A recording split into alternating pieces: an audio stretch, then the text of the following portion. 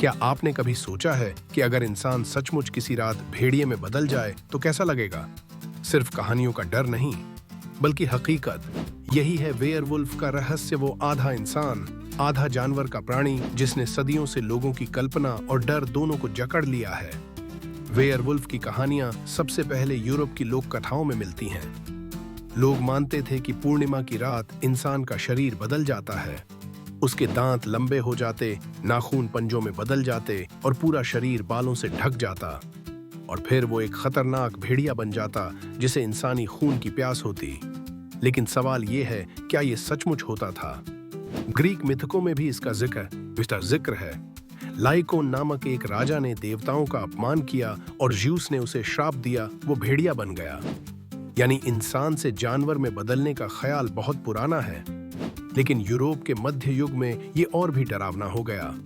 लोग मानते थे कि शैतान इंसान को श्राप देकर वेयरवुल्फ बना देता है, और अगर गांव में कोई अनजान हमला हो जाए तो लोग तुरंत किसी पर आरोप लगा देते, ये वेयरवुल्फ है। सोचिए कितना खतरनाक था ये डर। लेकिन इसके पीछे सच क्या हो सकता है?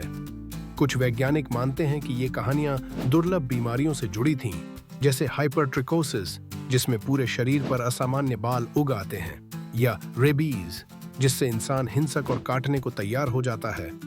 तो हो सकता है कि बीमारियों को देखकर लोग उन्हें वेयरवुल्फ समझ बैठे हों।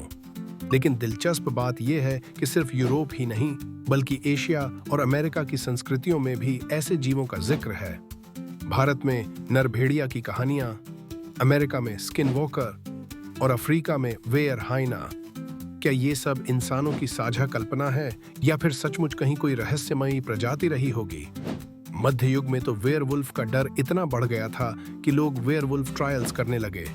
हाँ, बिल्कुल वैसे ही जैसे विच हंट्स। सैकड़ों लोगों को जादूगरनी या वेयरवुल्फ मानकर मार दिया गया। यानी ये सिर्फ कहानी नहीं थी, बल्कि लोगों की जिंदगी और मौत का सवाल बन गई थी।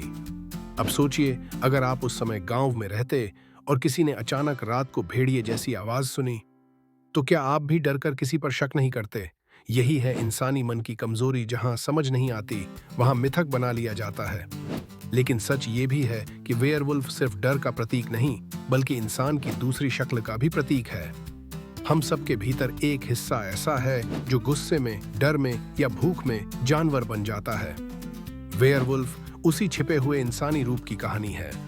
शायद यही वजह है कि आज भी फिल्में, कहानियां और गेम्स वेयरवुल्फ को इतना लोकप्रिय बनाते हैं।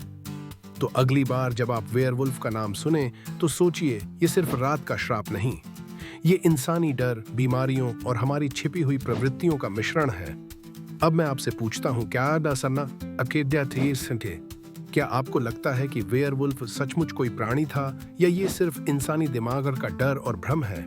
अपनी राय नीचे बताइए, और अगर ये रहस्यमयी सफर अच्छा लगा तो चैनल को सब्सक्राइब करना मत भूलिए।